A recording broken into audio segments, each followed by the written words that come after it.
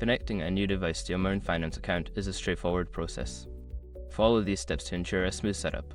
Step 1. Download the Moan Finance app. Visit the App Store or Google Play Store on your new device and search for the Moan Finance app. Download and install the app to your device. Step 2. Open the app. Once the app is installed, open it by tapping on the app icon. You will be directed to the login screen. Step 3. Log into your account. Enter your registered email address and password associated with your Moan Finance account. If you have two-factor authentication enabled, follow the prompts to complete the login process. Step 4. Verify device security.